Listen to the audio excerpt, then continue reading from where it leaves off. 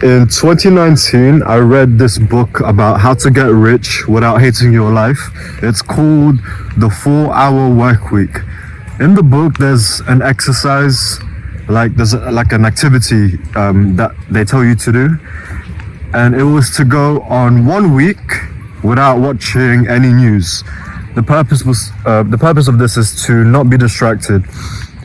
And I did it, and it lasted more than a week. And 4 years later, I've still not watched the news.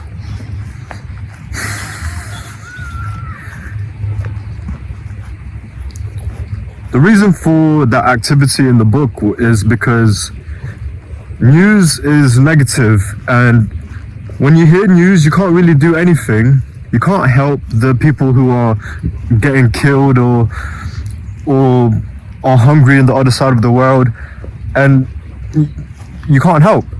And the only thing you can do is complain and also tell other people around you about it and also make them upset. So you're not really helping anyone. And you may think that, you need to be aware of things, of the killings and the hunger in the other side of the world. You need to be aware of it. In 2019, when I read that bit of the book, soon after it was the lockdowns, and I realized pretty quickly that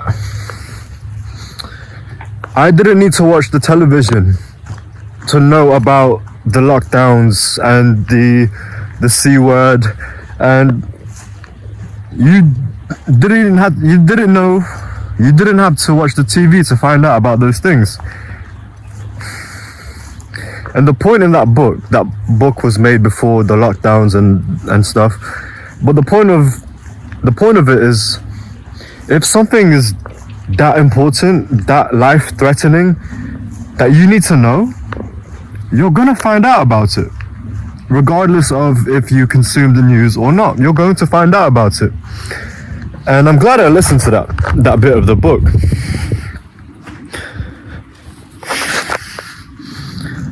I implemented the stop watching news activity, and it was meant to be a week, but I just kept on going, and now it's been 4 years. And since then, I deleted Snapchat completely. Snapchat is just... If you still have Snapchat, then, bro, are you good? I've stopped watching, I've stopped consuming Instagram. I've stopped watching the stories. Facebook, don't even talk to me about Facebook. And yeah, it's been really, when my emotion isn't determined by the piece of news that I watched, the 3 stabbings up the country that happened yesterday, and the hunger that's happening in the world, or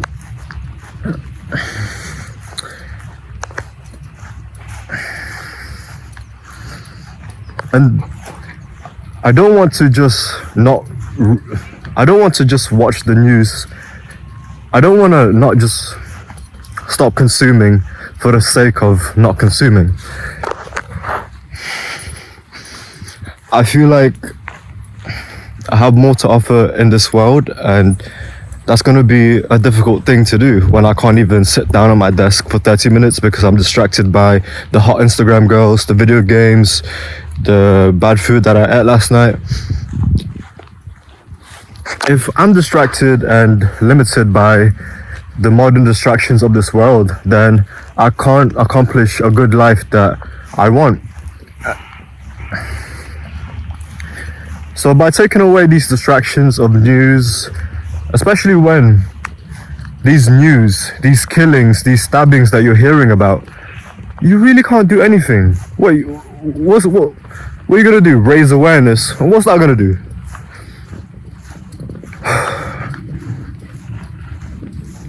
I've had this landlord, I rent a room and she's the person who I give the money to. I'm from the Philippines. It's in Asia somewhere. And it's so interesting, right? How, and you may know someone like this in your life. So I'll be like talking randomly about how, oh, I'm going back home to see my parents and we're gonna go to this Filipino festival, like, you know, like a culture event. And that's what I tell her. And then she's like, oh, I bet that's lovely, but ooh, it's such a shame what's happening in the Philippines. The government is so corrupt. What? I'm telling you how I'm going to see my parents, and the Philippines is corrupt. Like, fair enough, it may be, but dang, like. And another conversation when it's like we're talking about if we're going on any holidays this summer. I tell her that I'm not going on any holidays, but Philippines, my home country, that would be nice to go back to. And she'll be like, oh yeah, the weather is lovely. Ooh, but the government is corrupt in the Philippines, isn't it? It's such a shame. And I'm like, it sounds like I'm kind of like exaggerating it, but, well, I am exaggerating it, but that is how quickly, like, it changes from, you know, oh, I'm just going to a Philippines festival with my parents, to boom, government, corruption in the Philippines. Like, bro, I'm just trying to catch the train, see my parents, like, okay, fair, yeah, government, okay. And it's when she tells me like about the corruption, I don't really know anything about like the Philippines government, but when she tells me about it, not only does she get like passionate, but yeah, she gets annoyed, but I can feel it's like she's getting annoyed physically, like it's physically affecting her. Even though like it really affects her physically, and she's like kind of like not comfortable now. She's kind of like, ooh, irritated by just me talking about Philippines holiday, and then she brings it back to the corruption of the political, like dang, bro, I'm just trying to like you know what I'm saying, like how does it switch up that quickly? And another example is recently when I was working in the Mexican food place, you know those times when you would go on break and then the person you're working with, they would go on break as well. Like, we would have our break, we would eat, and we would eat like next to each other. So there's me and the person I'm working with, right, at the Mexican food place on our break, and I'm on my phone, but I'm like trying to like, I'm working on some documents because, you know, I'm just so 4-hour work week. I'm working on some documents on my phone, and he's like on Instagram, and he's like scrolling through his Instagram feed. And I'm glad I saw this from him, because it reminded me of how I'm glad I saw his behavior, because it reminded me of what I could have ended up like. And let me explain. So every time he's scrolling on the feed, right?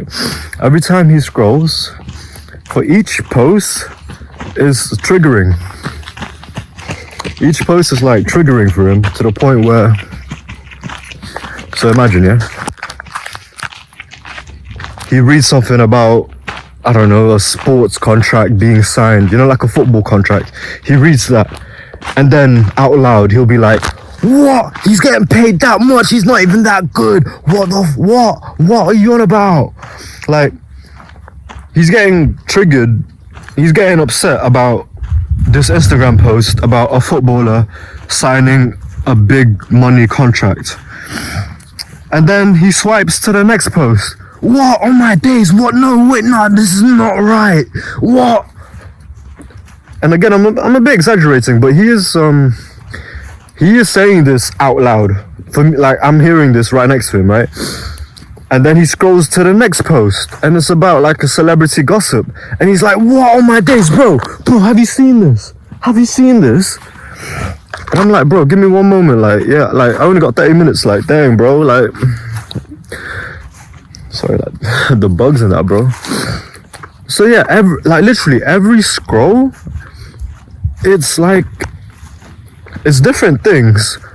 But each of those different things, he is literally getting triggered and upset, like, physically. And what's funny is that he scrolls again, right? The guy I'm working next to in the Mexican food place, he scrolls again. And then the post he was on, of course, he made the noises of, what? No, this is, oh no. He made the noises. And then the post he was on, I'm not entirely sure how true it is, but basically it was saying how in 2024, this year, the two richest men, I think it's the Amazon guy and Elon Musk, the two richest men in this year both got a divorce. They both lost their wives. And that's what the post was about. So that's what he was getting passionate about. He was like, oh, see, it doesn't matter if you have money. She can still leave you. Oh, women, like, it doesn't matter if you got money. Like, women can still leave you. It's not all about the money. And then he shows me the post about, you know, the two richest men getting a divorce. He shows me the post, and then he says to me, bro, your girl could leave you. Like because of the rich men getting divorces, he said to me, bro, your girl can leave you. And I bet you he did not expect my response. I felt like he was expecting me to be like, what? No, she can't leave me. She loves me. I love her. No, she's not gonna leave me. We're gonna be together forever. She can't leave me. I bet that's what he was expecting me to say, right? When he said, oh, your girl could leave you. And it's interesting. My response to him was that, well, of course. Yeah, of course she's gonna leave me. Like, yeah, she can leave right now. She can leave. And it was so weird because when he said like, oh, your girl can leave you, and I replied with like a simple, well, yeah, like, yeah, of course. He felt so uncomfortable because I feel like it reminded him that his girl could leave him as well, because I was so calm about it. And I guess he was expecting me to be like all emotional with him. He wanted me to be emotional. He wanted me to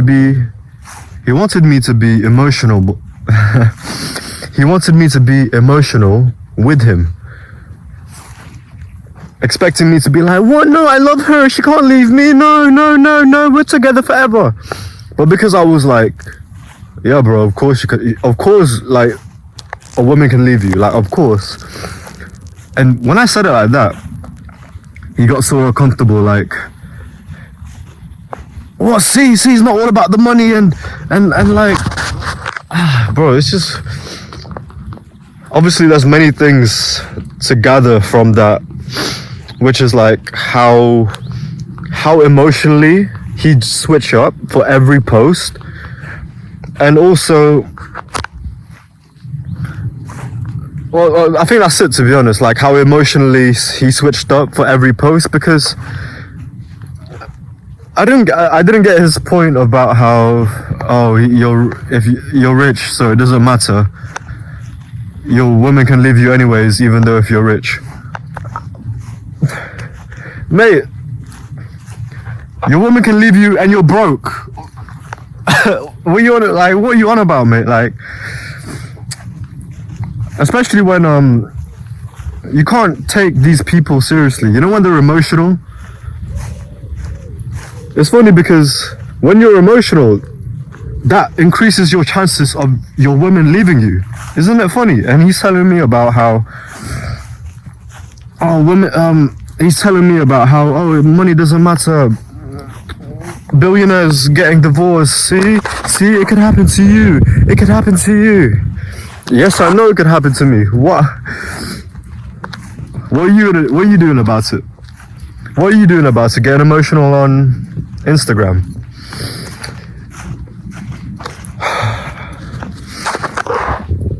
I know it's a bit extreme to say things like, don't watch the news. But that's what I'm not asking. I'm not asking you today to stop watching the news. What I want from you to help better your life is to listen. Listen to how people talk about the news. Does it help them in any way? Does someone watch the news and they're like, oh wow, I want to do good in the world. I want to actually start my day and get out of bed. No one watches the news like that. When they watch the news, it's gonna be negative. It's gonna be, when someone watches the news, it's a sense of hopelessness because yeah, bad things are happening, but bad things are happening and you can't do anything about it apart from complain on social media and then further spreading the negativity because you're complaining about how bad it is. That is quite the cycle. But yeah, I'm serious, mate. Like, if you listen a bit more closely to your surroundings and the people in your life, maybe in your public day job, have a listen to how people interact with the news and how they react to the news and how emotional they get for each scroll. First of all, basically, like, if you're consuming content, then, bro, come on. Like, I know you consume like self-improvement content, but bro, you're coping. Like, as a self-improvement guy, you're coping, mate. But really, just pay attention to how people react when they're scrolling, how emotional they get, how much their emotions change for every scroll. It's like, it's physical. They're literally, for each post they watch, it's a physical, upsetting feeling for them. And when you watch it, it's kind of funny, but also it's kind of like, it's a bit sad, isn't it? And that's why we can't live like that. We can't live like these normal people.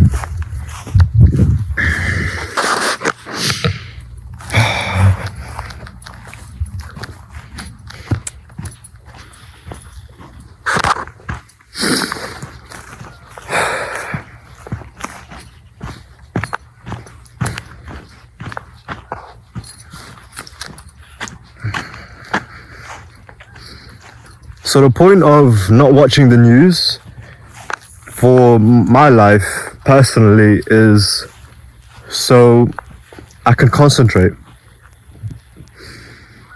If I'm hearing about the news and the killings that's happening in the next town or whatever, then if you're hearing about the London stabbings and you're in a nice suburban, rural area where no crime really happens, then what are you doing to yourself?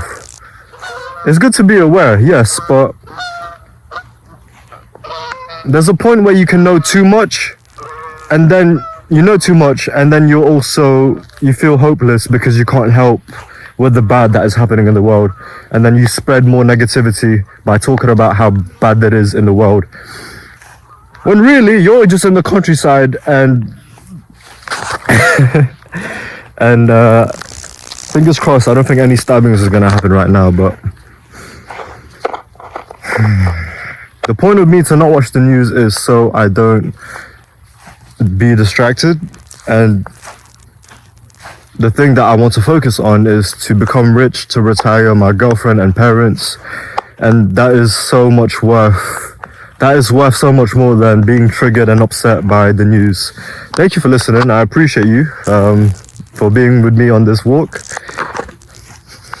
Thank you.